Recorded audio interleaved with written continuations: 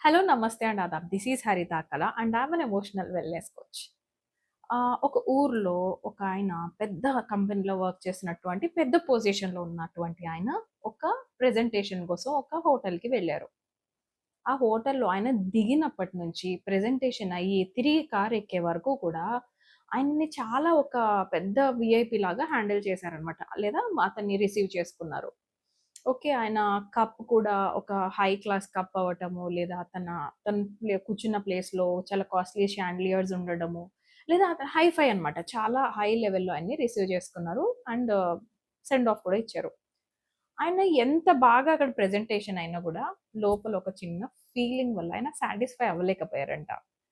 కొన్ని రోజుల తర్వాత ఆయన జర్నీలో ఆయన ఇదంతా సరే అని లైఫ్ ముందుకు వెళ్ళిన తర్వాత, ఆ జాబ్ నుంచి బయటకొచ్చి he try to become some freelancer. ఏదో ఫ్రీలాన్సర్ కింద అయ్యి మొత్తానికి సమ్ మోటివేషనల్ స్పీకర్‌గా అయ్యి, అదే హోటల్‌కి కొన్ని రోజుల్లో మళ్ళీ వెళ్లారు. కానీ ఈసారి వేరే మనిషిలాగా వెళ్లారు. సో, ఈసారి ఆ పెద్ద కంపెనీని ప్రెజెంట్ చేయలేదు కాబట్టి, ఎవరు వచ్చి ఆర్భాటం చేసి, బొకేలిచ్చి, షాండిలియర్స్ ఉన్న రూమ్‌లోకి ప్రెజెంటేషన్స్‌కి అంత ఆర్భాటం ఏం లేదు.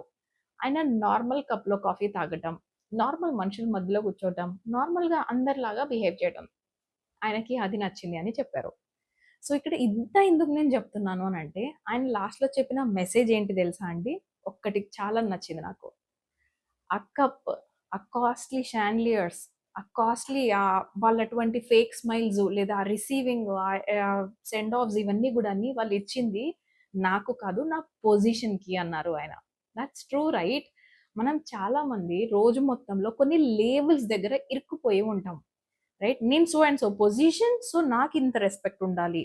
లేదా నేను ఈ పర్టిక్యులర్ పర్సన్, సో నాకు ఇంత మీరు రెస్పెక్ట్ ఇచ్చుండాలి. Some kind of things right?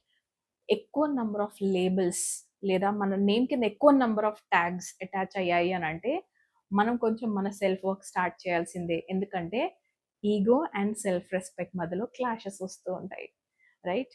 మీకు ఈ వీడియో నచ్చినట్లయితే షేర్, లైక్ అండ్ సబ్స్క్రైబ్.